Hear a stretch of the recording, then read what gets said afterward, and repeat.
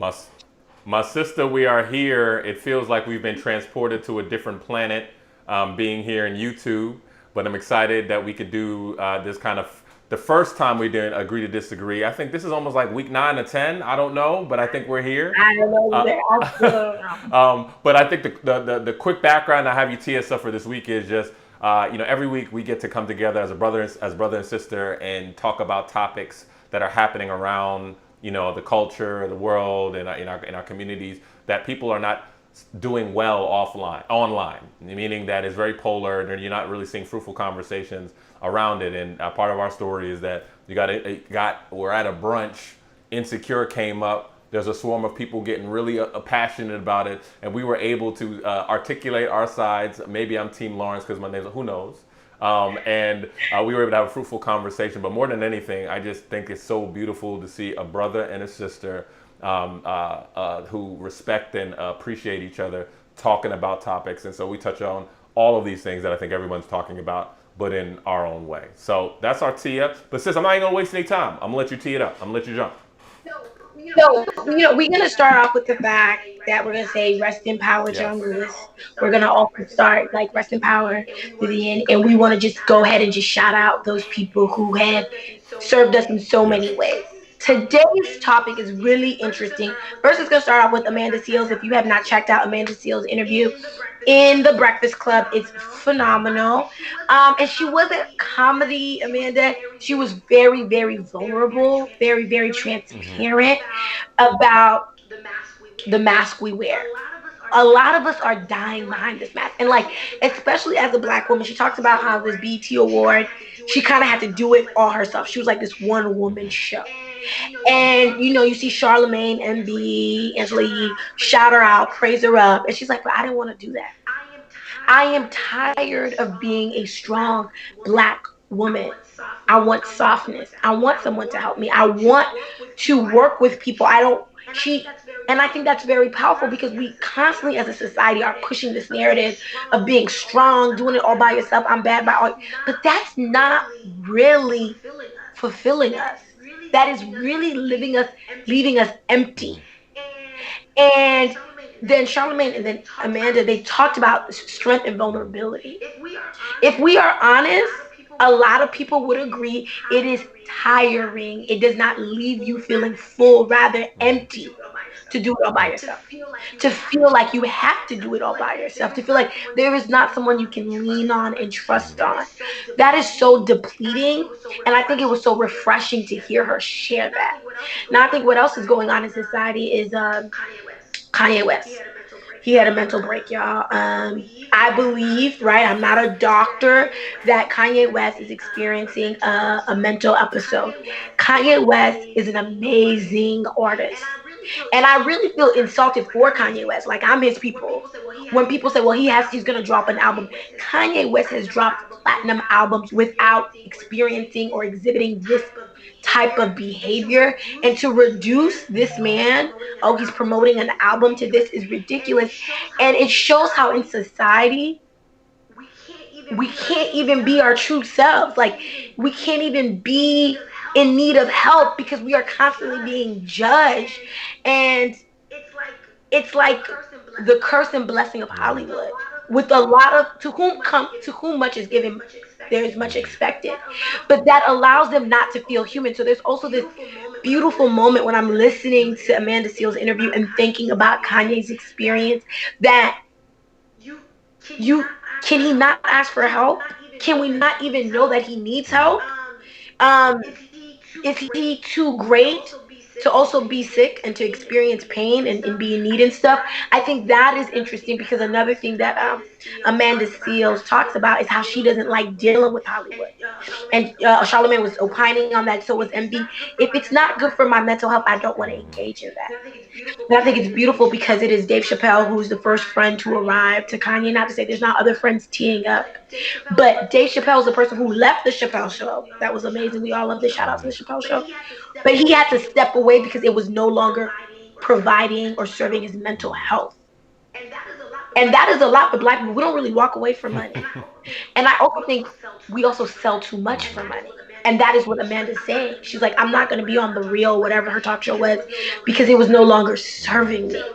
So that's my tee up. No, How you feeling, I mean, I Lawrence? think it's comprehensive, and you teed it up extremely well. I think we have to kind of, go through it and unpack it, right? I think in both instances, whether you're talking about our sister Amanda Seales or our brother Kanye, people's previous experiences or preconceptions or conceptions or perceptions of them color how they deal with or think about what they see from them in real time. And I think that's confirmation bias 101. I think that's the reality of what we see in general, is that if you already have a preconceived perception or notion of someone, that informs how you receive what they say and what they do. So if you already were kind of like, this person has an attitude, this person is this, whatever it is, I don't know any of these people personally. I sat down with Kanye before. Again, if you have a perception that colors and sometimes buffers or precludes your sense of compassion or over it, which is typically why I've always used the example when you remember back in the day, you used to see the nighttime news. In the nighttime news, they would always have a story of some child, and then there'd be the people that knew him. They'd be like, like he was a straight A student. I never would have, like, is all of them straight A students, dog? Like, there's always the question, but because it's a relationship, and because you have a relationship, it colors how you view people. Now, I think even just starting with the Amanda Seales piece, I thought there were some real nuggets that I think you kind of pulled out, which is this idea of just like, that notion of how I'm tired of kind of being self-sufficient and walking around like I don't need. And I think the big thing that she pulled out was this idea of, is this really my core personality, or was this just a survival mechanism that I had to put in place because I was by myself? And I think this is part of the macro discussions we've kind of touched on before, which is, it's hard, especially when you come into a relationship, whether business relationship, personal relationship. And, from my view, relationships should change you. I think culture and society says, no, I need to be myself and I need to be, but who is yourself? That's the rub. Because you come in and you say, well, this serves me, I'm self-sufficient, and you're struggling in a relationship. And I think the epiphany she was having was that this is not serving me. This is actually precluding me. And she said something about the work that we do to protect ourselves is the work that's preventing us from receiving love and care from people. And I think that's a big deal, especially when you're talking about society and macro. I think that for many sisters, quite frankly, in society in general, that's been kind of how you've moved through life, or you've had to, right? In many cases where there wasn't that support, whether later in life or just coming up. That's the example you saw where there really wasn't support. And so because of that, you now have this accommodation, which is like, I got to do everything for myself. But then once you now are in relationship where there's someone who wants to play that role, there's going to be tension, because it's just like, hey, I want to help. No, I don't need all that. I'm good. And I think she's talking about, you know what? I don't want to be, I'm good. I'm not good. I want partnership. One thing I appreciate about you always talk about my partner. I was about to say about that. I appreciate how you say that. But essentially what you're saying is like, I want a partner. I'm tired of being that. I want to step into what she's saying. What I hear is that my core personality, which is to be soft. And I think that was deep. Now, again, depending on how you receive her or perception, I think you may or may not hear that. You may miss that gem, right? On that piece. I think on the Kanye piece, again, I think that is so layered, because the thing that concerned me the most, to be honest, is that no one knows. I'll start by that's the headline. No one knows. No one's living with him. No one understands unless you have personal relationship with that brother. Now, if you just see this person in abstract from a distance and you're looking at his politics, or you're looking at his decisions, you're looking at all the things that he said and you've discounted him, you have to admit you're going to come in with less compassion. You're going to be less likely to want to give him the benefit of the doubt. There are people who I, deeply respect, going and saying like, no, I know he may have something, but he's a grown man, he could take care of. But those people also have been equally as abrasive, if not more, about him in general. So for me, I don't think that's just a coincidental correlation, right? My concern is you don't know what it feels like. You really don't know what he has. You don't have his scans. You don't know. And I think that's humbling all of us, right? To say we don't know. And so because of that, my perception is just like, I kind of say like compassion. And I think what I appreciate from Dave Chappelle. I think he understands the dynamic, understands what it feels like to be called crazy, understands. And again, he may have a completely different experience. Kanye, I think very well may really be struggling and suffering. And I think with best good faith, I believe that's the case. But what I appreciate is that he still stepped into it and still treated it with compassion, not going into mental gymnastics or what he should or should not do. Clearly, he needs support, he needs help, he needs compassion, he needs a soft landing place. And I appreciated seeing that. So that's kind of like my anchor in the ground with some of your thoughts. So you know what is so interesting? It is not only um, that women pretend that they have it all together. I think men are also spending a lot of time pretending that it's all together, right? Like if you don't want to carry this burden, then just tell your partner, I don't want to carry this burden by myself, right? So let's just hypothetically speaking, Kanye comes from a broken home. We know that to be true, right? And he may have a lot of ideas on what a provider looks like and may feel guilty to say, I'm tired. There's something amazing that if, Dave Chappelle had millions, I'm sure he could walk away and still live a good life. Maybe not the identical life, but a good life. But it's amazing to tell your partner, I'm not okay and I'm about to quit this job. And our life gonna change, but I need you to let me quit this job because I can't stay here no more. And you got to let me do this. I know we're used to this dynamic that I'm the breadwinner and I bring in this money and we can expect this and violation of my contract's going to be a lot of punishment, da, da, da, but I'm not okay. Let me put this burden down. And I think there's a vulnerability that not only these strong black women struggle, but there's a vulnerability we as humans struggle because we're constantly in these roles that society has created for us. And we need to unsubscribe. I don't want to be that. Or I need a break, or I can't be that 24 hours a day. I need help. I want help.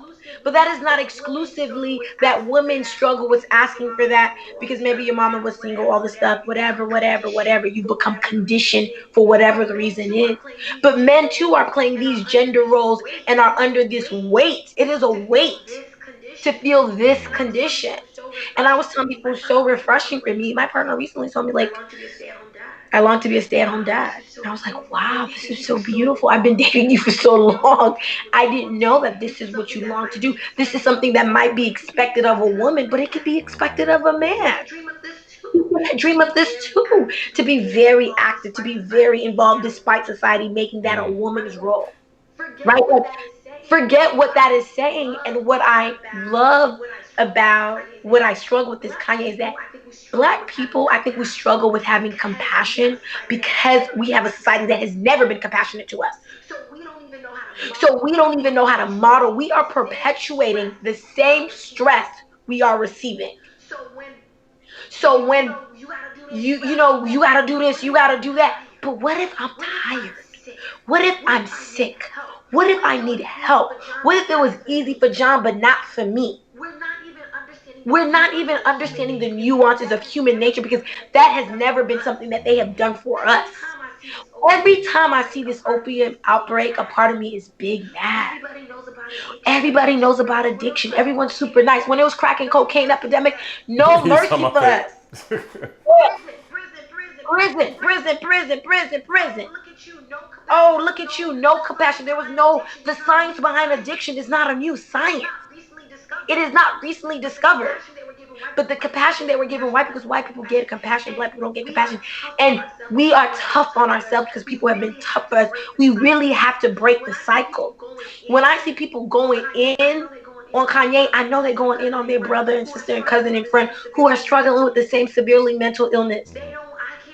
I can't do that because we don't have the capacity to process and to learn a new skill.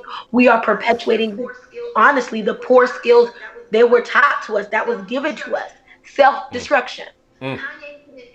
Kanye did it, and Dave Chappelle, for whatever reason, based on first-hand experience or he learned it, was like, I'm not a doctor, but when you are going through this, the last thing you need is to feel alone. Because what Kanye was doing was SOS. He made it to the Shade Room. He gonna make it to all these articles. I'm sure everybody. But what he was saying was SOS.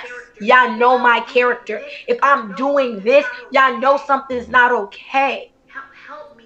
Help me, don't judge me. So I think all of this is something that we, and I do understand and acknowledge my privilege to be have some emotional intelligence, to be have access to some mental awareness, you know, to be able to exercise these skills of compassion. But if you don't know better, you're not going to do better. So I do want to even refrain from judging Black Twitter, because they a group of people who got free social media who may not know this information. Sis, you touched on a lot. I think you dropped gems as per usual. I think I'll put some tension in it though. Especially I think as I even with the Kanye piece, I think the hard thing here is I do think that does play a role, right? You can't give what you've not received, right? You cannot give and offer to people what you've not received. If you've not been loved, you can't offer love. If you've not been given grace, you can't offer grace. I think in this case, so much of people's lack of compassion is colored by their perception or their disappointment in him. But to your point, I think because of the lack of compassion in general that we've received by society, and also the accommodation, because you are operating with this lack of compassion, you now have to be so self-sufficient as a people in this society to say we just have to figure it out. Oh, I need to be twice as good. Now that makes it worse, right? So I do think it's the perception, and then obviously I think the layer you're talking about, which just makes everything worse. It just amplifies it all the more. I think when the Amanda Seales piece and the partnership, I think that's where there's tension, because I agree with you. I think the aspiration for what we want, the flexibility and room for us to kind of unsubscribe from these preconceived, I think, societal expectations, I think that's real. But I think we have to also really see the difficulty in that because of how deeply ingrained. You remember a couple of episodes ago, I think we talked about the study. I was in a women's and business class in business school, and they talked about, how a number of them wanted to have partners who kind of had more flexible schedules, right? Because like they wanted to kind of really push and be ambitious, and their partners were kind of stay at home.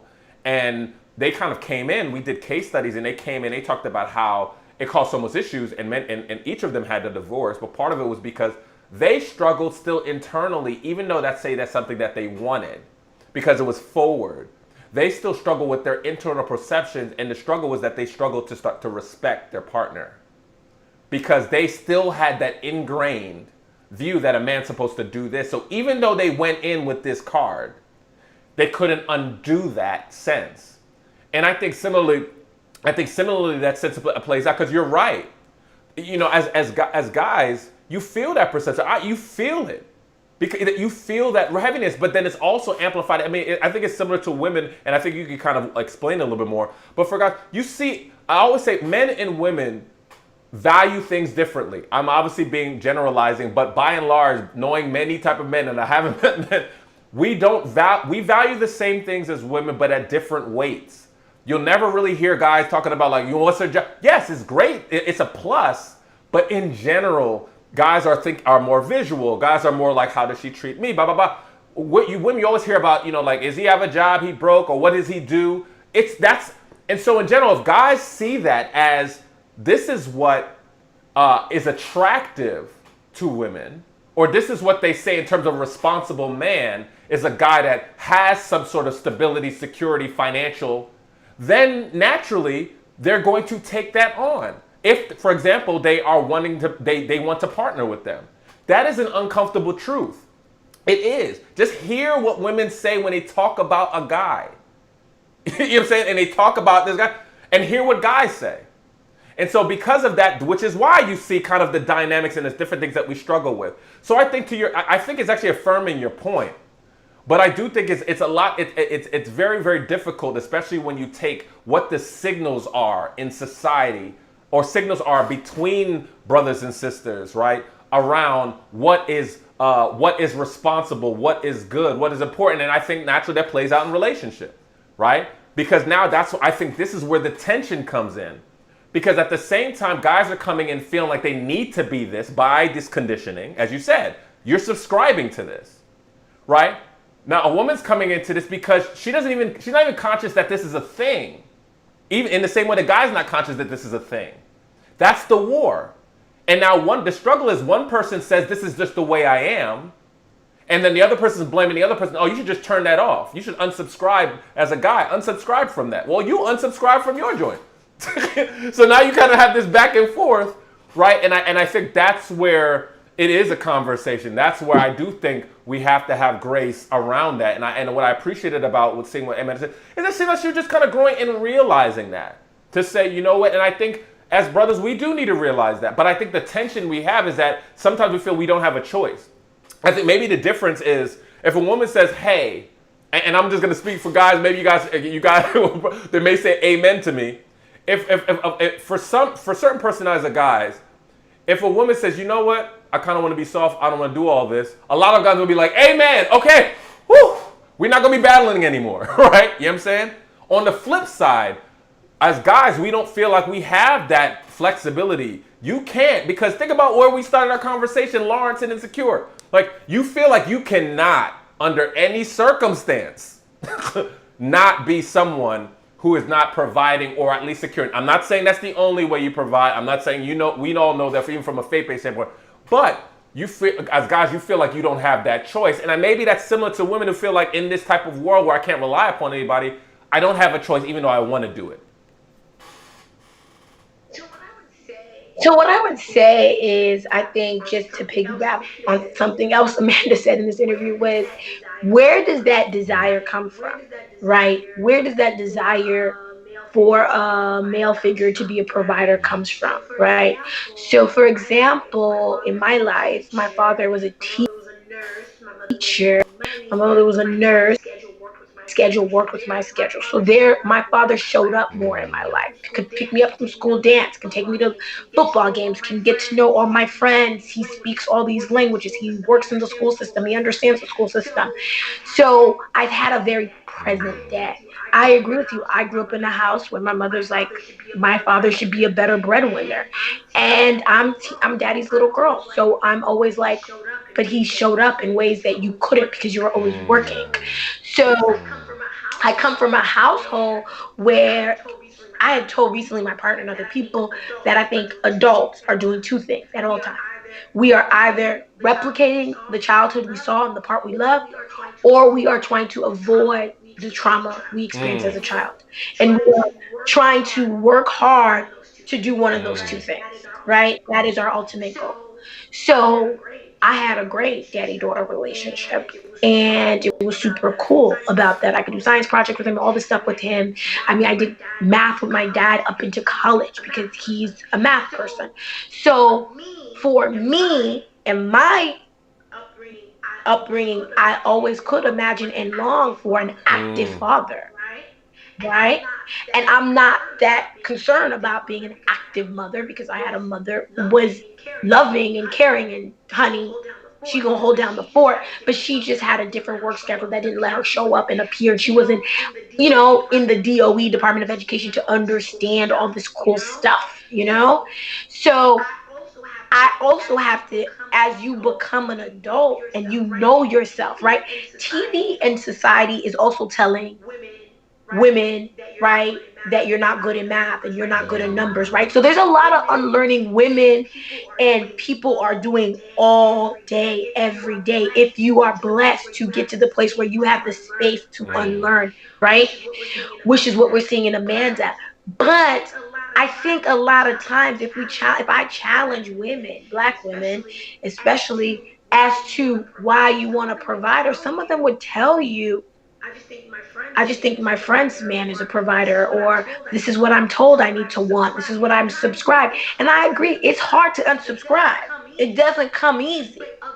But eventually you got to get sick and tired of feeling empty. That's what really pushes you to unsubscribe. You have to be like, damn, I want to be happy, and what I'm doing is not bringing me joy. Insanity is the definition of doing the same thing over and over, expecting a different outcome. If you've been doing the strong thing, chasing the big money, and it hasn't made you happy, maybe we want to try different alternative methods. Because what you really want to do is be happy. You want to do more than survive. You didn't get all these degrees, do better than the last generation to seriously be surviving and empty. So I think for me, what you see, even with Kanye, he's like, I got all this money, I got this whole little compound in Wyoming, and I'm not happy. Like, Kim got everything in the world, and she probably right now very stressed.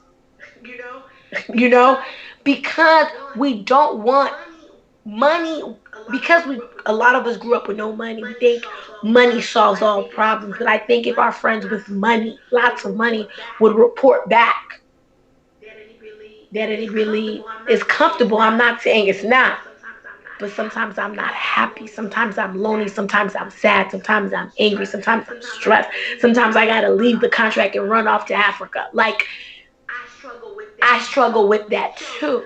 So I think there's a lot of misconceptions and propaganda being distributed through social media, entertainment, television, etc., etc., etc. But we are being bombarded with propaganda that is unfulfilling.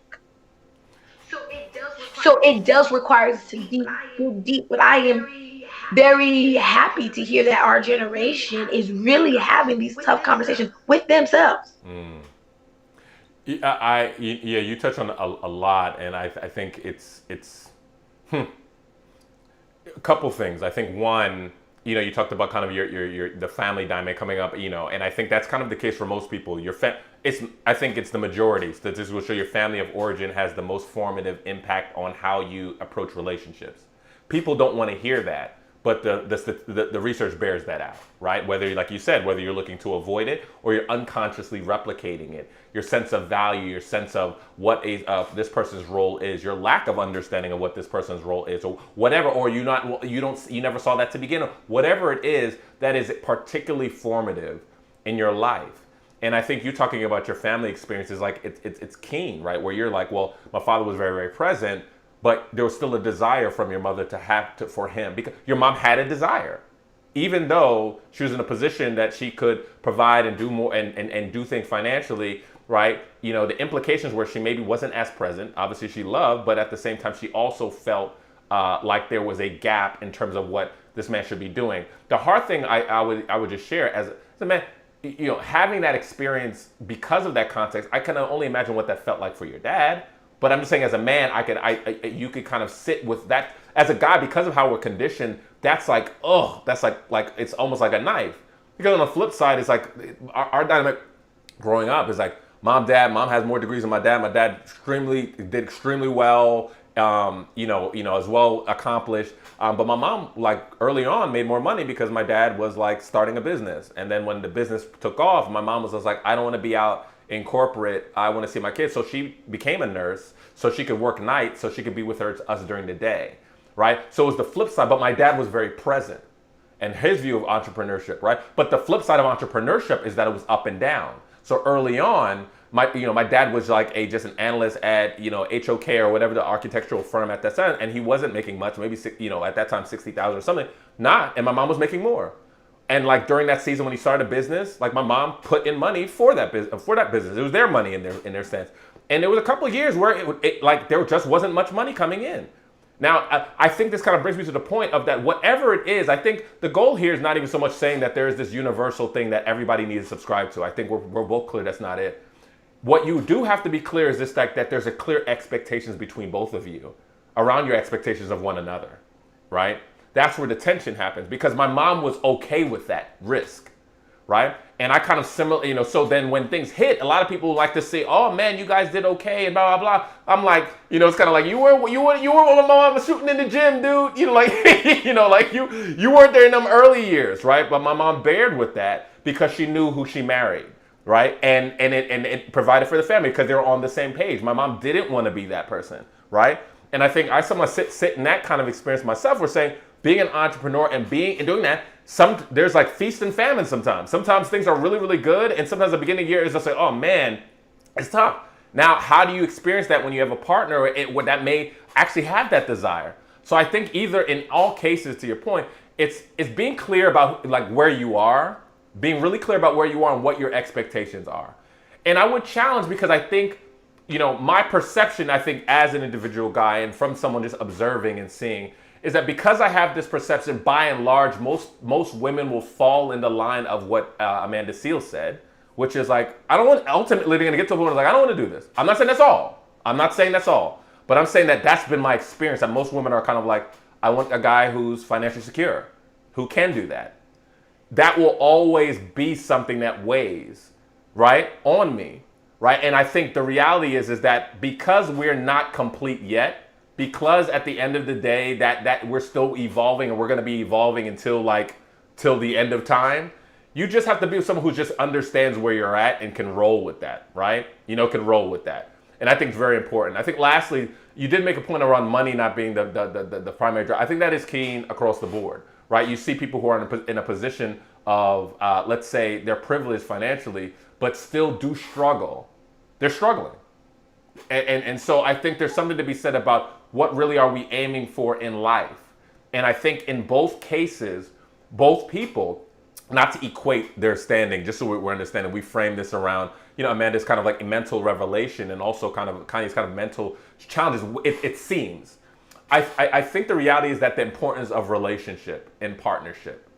Because I think in Kanye's case, as someone who is not all the way there, as someone who is still taking steps to kind of struggle through and go through life, you just want to know that people are there for you. Because I think it's rough when you could contribute so much to culture, so much to people's lives, so many things that I can imagine that people don't even know he's probably done for people. And then in a string of things that you may not even be in control of, people speak about you in that way. So in those times like that, you need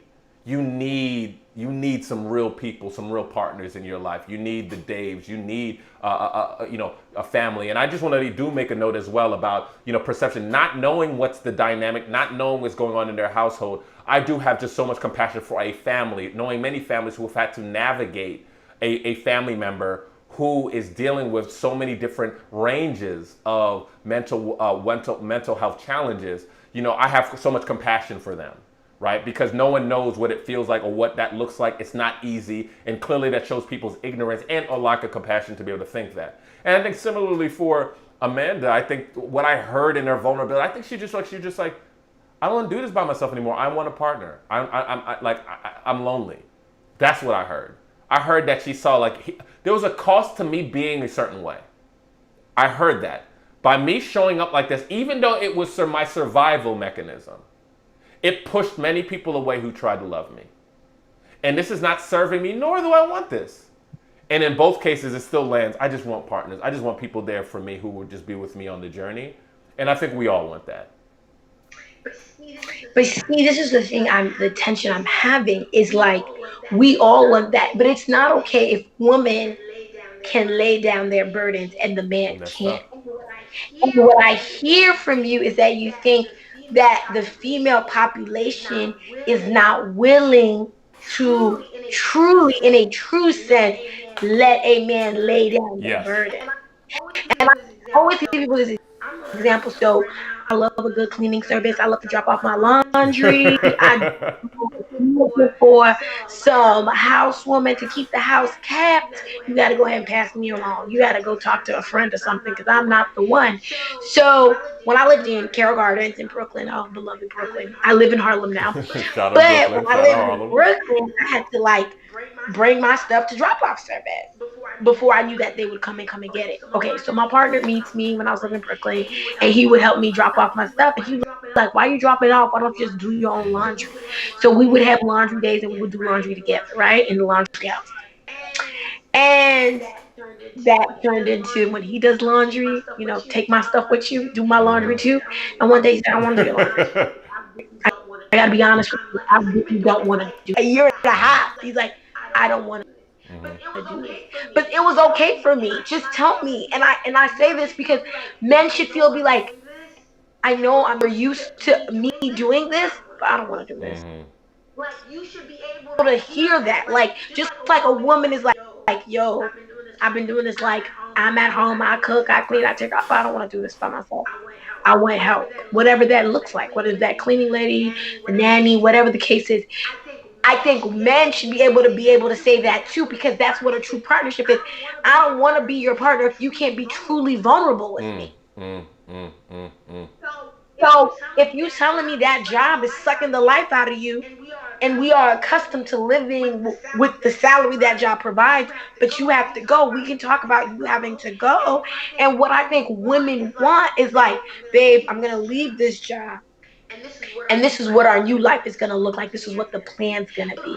But honestly, I would say women is asking for too much, because sometimes when we sick and tired, we just want to go. We don't have the answers. We just want to mm-hmm. go. And I think maybe a man should have the space to be like, I don't really have immediate answers. What I can tell you is this is consuming me. Because the reason why I'm saying, if you hold on to that burden, your personality as my partner starts diminishing. The longer you do stuff that is depleting you, sucking the life out of you, you are not gonna be the same person, because your your lack of happiness, your the way you are not unsatisfied with the job is going to start spewing over to your personal life. Mm-hmm. So when you have one area of your life that is sucking the life out of you, it's a domino effect, because you are one human being. So to me, this idealistic relationship is like a relationship where there's open communication, open vulnerability in both ways for whoever your partner is, where two people can show up the way they want to show up at different stages of their lives. Mm-hmm. And for you to know that you are accepted always. Mm, I think it was the best part of being loved is on your worst day, when you throw up, when you're sick, when you're like, who knows? Someone is saying, I'm there for you. Like to me, it was so beautiful when Dave showed up. Not to say other people haven't showed up or called or checked in, I don't know the situation, but to know that he don't have to be in his right mind for me to be his friend.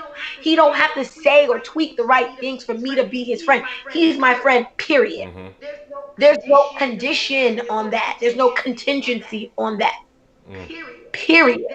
That is what humans are longing for. mm-hmm. That you working to be better, but even when you're working on it and you feel someday, I got you. Mm.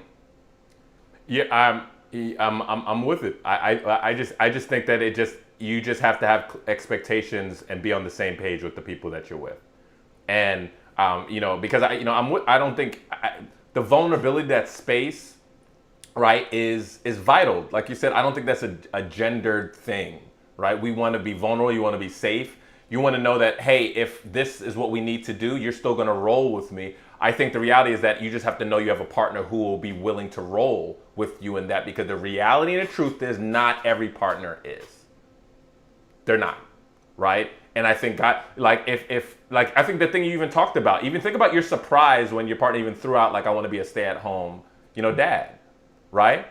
Now, if guys heard the situation where a woman's like, I want to be a stay-at-home mom, I'm not saying that there's guys that wouldn't be like, oh man, how are we going to run these numbers and pay off these loans? I'm pretty sure there'd be concerns, but that wouldn't be like off. I think more than anything, guys would feel that sense of like, all right, like if that's not necessarily an overwhelming thing, you'd be like, okay, I got to do what I got to do, right? Or if I said, or that person said, eventually I want to get to the place where I could actually, provide, where you can go home. I think guys see that almost as like a win. Like, I want to retire my mom and dad. I want you to make a choice to have to work. We feel that. But on the flip side, I don't hear too many women, guys coming up and being like, I want to be a stay-at-home mom, and women being like, woo, I've been looking forward to that. I'm going to step up and do, nah, And so I think that's the tension. It's, and I think especially when it comes to like tasks and things, I think those are not the same thing, right? I think it should be, right, where it's like, hey, this is sucking the life out of me. Hey, and we just say, you know what, I gotta downsize this, or I gotta do this. If you're comfortable being able to work off of this smaller income, guys love that, because you're like, oh, that's my ride or die. But guys also know that not every woman, as the same way that women know, like, not every guy's cool. You realize that, and I think that the takeaway is just that you have to be on the same page, because I think we want to feel safe. Now, how does it tie again to this mental wellness, this piece? And this expectation is that, like, I think the point is, even on the wealth and take home thing, the thing you're bringing up is that you're not always going to be at your best. You're not always going to be performing. Whether it's just interpersonally, in terms of your level of grace, your ability to speak, you're not always going to be well. So even to perform in terms of your health, you're not always going to be well, but you just want to know that somebody is with you in that. And I think that's kind of, like I said, this other piece around like being able to let down, knowing somebody's with you no matter what happens. So even if we do have the expectation that, hey, we want to have this goal, hey, we want to live off of this 400,000 or whatever, I'm throwing that out, or it's 40,000. That no matter what the number is, my performance and my ability to hit that number is not going to dictate your level of respect for me or your desire to be with me. That's what guys want to hear. I think if they subscribe to that, just be clear, not everybody subscribes to that. I won't, and I know, and I feel like maybe because I've been loving mines for a long time, not only do they want to hear that, I think I want you to know that Black women can do that, right? No one's looking for a parasite, but every human knows you need a break, right? Because most of the time, another Black ambition educated man is usually dating another Black, educated woman, and I think they know that. I think they know that even. I had a homegirl saying, day one, don't tell me you would have don't work. But like, the longer I love you, the longer I love you, you know, we'll talk about that. Like, I don't know about that, sis. The point is, I'm telling you from a person who loves on Black women, talks to Black women, engage on Black women, we can do this. Of course, I know. I'm just messing. I got a homegirl right now who's man, he gotta, he want to work in the C-suite and get an MBA in Italy, and she like, bro, we gotta go to Italy. I don't even think they like Black people over there, right? And she's like, she's like, I was so anti this idea, like, hello, we live in New York, and she's like, this is what he wants to do, and I know the man I'm married, so we gonna go ahead and move on, live in Milan for 2 years, and I just say that, like, are we jumping for joy to do this? Maybe not. As long as you acknowledge that, I mean, you can't put me on the record as saying, yo, I believe brothers and sisters, particularly our sisters, have the capacity to do anything and anything. So that's never the conversation. The question is, where are we today? And what is the desire? Right. And I do think that there are many. And so I'm not one of these generalizations. I just think that there's conditioning. So what I'm just more saying is that there's conditioning where the default status is this is the mindset. With that said, I do know for a fact that there are many who are with what you're saying, who are kind of like, I'm going to just roll with it. But I also know, and it's not a bad thing. I'm saying this really clearly. It's not a bad thing. Number one, for women to demand what they want and have desires, and many of them may want that, and that's okay. But just to the point that we're making, I'm just saying that they wouldn't be cool with that, and that's okay, right? They just need to find a partner who's on the same page with what their expectations are, and that's it. And we need to stop selling dreams. The thing is, we all want each other. So we're all like telling each other things that we think we can deal with, or we think that we want, and we're not happy. So I literally think it would be important if I have a homeboy who, now going to his little big fancy consulting firm, but he really has a problem with white people. And he can't. The way you said it. He really does. And if he couldn't, he was an attorney at a law firm. If he couldn't deal with those type of white people, I don't know what type of white people he think he gonna get at these fancy consulting firms. So I don't know, the bandwidth of him working at this job is gonna be but for so long. So if he meets a woman during that bandwidth, he needs to understand, or she needs to understand, that we're gonna be good right now, but I don't know how long I want to even sustain making this much. With these white people, I'm not for it.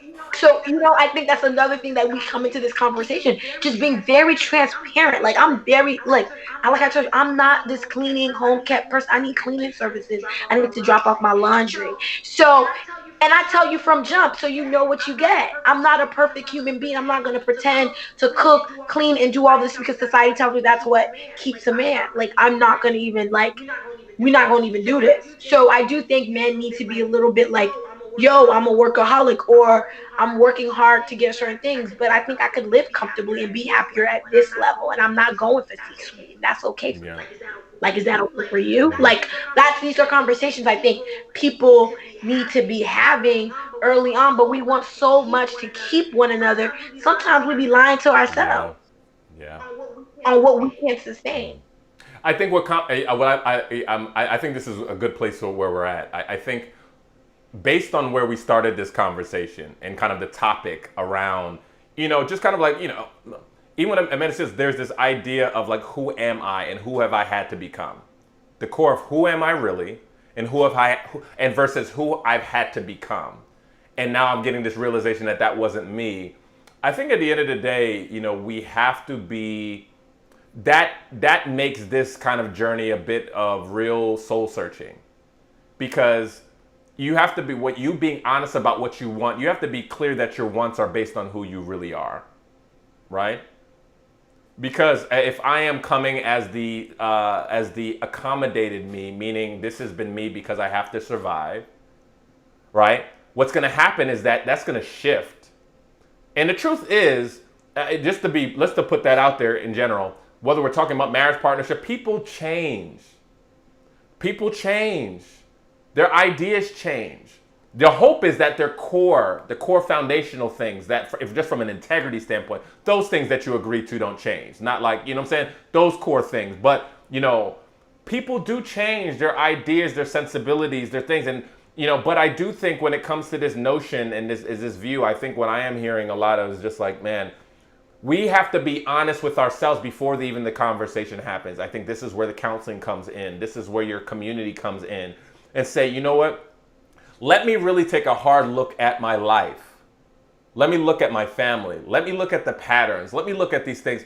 Is this really who I am versus who I've had to be or who I've seen? And how has that served? What has that netted? What type of dynamics has that allowed? And based on what I think I desire, will that serve me in that space? For brothers and sisters, right? For me, a lot of just the breadwinning pieces that like, I actually desire that. There's something in me, and there's probably a piece of that. This is just this societal piece. But, I want to be able to be, but I recognize, here's the thing though, I do recognize, given the nature of what I do, there may be moments or seasons where I'm not that, right? It may be a slow season and I'm not that. But for me, I actually deeply desire that. I deeply want to be able to do that. I deeply want to be able to provide whenever possible, right? And I see that because partly what plays into that is that when my dad talked about entrepreneurship, for him, it was about time. And it wasn't to say that he did not, my dad worked very hard, but he was his own boss and he set his time. So he was very present. So for me, being that I want to be present like my dad was present, and like my mom was present, part of entrepreneurship for me was my ability to be able to have livelihood for my family that wasn't necessarily dictated or under the power of someone else outside of the customers or the people I'm serving. But then on top of that, being able to dictate my time and work accordingly so I didn't miss those moments, because I understand what that deposit in my life that my dad's presence did for me. And now I'm comfortable with knowing that part of my perception from that comes from that, because the output and fruit of that in me was something I deeply want to have for my son and my daughter. God willing, I have them, right? And I think either way, for all of us, like you're saying, we just have to be honest about really what's motivating what we want. And then once we're clear about, is this what I really want? Is this who I really am? And then move. Then to your point, really being honest and being mature enough to have those conversations up front with your partners and say, you know what, no matter what we say, it's almost like when you went to college and you did your essays, like, or like even like grad school, you said, I'm gonna do this. Half people ain't doing half of the things that they signed up for on their little essays, right? Similarly, you're like, here's our hope. But I think for both people, even as you aspire, even as you have these goals and desires, I think deeply in our vulnerability, what both people really want to be able to know is that even if I don't hit this goal, even if I can't be this type of wife or I can't be this type of husband, you're for me. You're gonna be nimble with me. And I think that is the win that I think we all want. And I think that applies relationally and in friendship, which is, this is, I think, the pain of being an artist. As one who is not an artist as not an artist like a Kanye, is that the reality is that you see in moments like this that people, most of the people who cheer only love you for what you produce. And so that desire that we just talked about that you want, you realize that the people around you don't really love you and care for you. So these people who are speaking from lack of compassion are on key. They're on key. They don't really love this person. They don't really care about this person, right? So because of that, that's why relationships so important, because you have to have people around, whether you're performing, whether you're selling or not, or whether, I always talk about professional athletes. I remember mentoring a number of major NBA players now. Mentoring, one of the biggest fears they had was finding a partner before they got into the league, because it was then, I don't know why you're here. Because that deep vulnerability, I just want to know that you're going to be here whether I'm this person or not, or whether I have it or not. And I think, again, we're going back to this point of like, I think that's what we desire. That interdependence that's not dependent upon what I produce or say.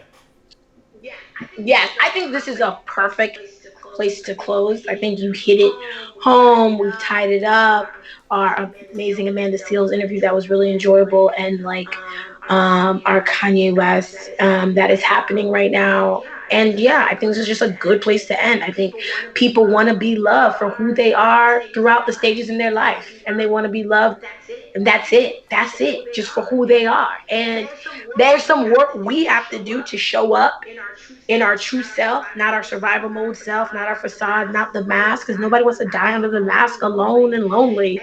And so, I think that's something we all have to work on. And that is a privilege to talk about that in ways that our parents didn't get to talk about that, you know what I mean? And to dig deep for that, because I think it's attainable. I think people can find their people in friendship and in relationship. People can find their people, And Kanye was tweeting about all the people that answer his phone. Dave Chappelle hopped on a plane. People can find their people. And that is a blessing. You don't need to be a lot, but people have their people. And that truly is as equivalent as any millions of dollars you can get in life. Yeah, that's the great note. I know that this is the first time that we did this. I feel like we're supposed to say, click on the link below, subscribe, share this with friends. Exactly. I'm like, you always hear this, like, again, we're grateful for you all, but this is the first time we're doing this, and so as we're even learning what putting the topics up front and the like, we're gonna get better, and we're gonna update that each week. But please, if this is something that you enjoy, please share, subscribe, share the link, because obviously there's many more conversations to come. So again, thank you for being with us. My sister ended it well, and we'll end there. Bye. Peace out.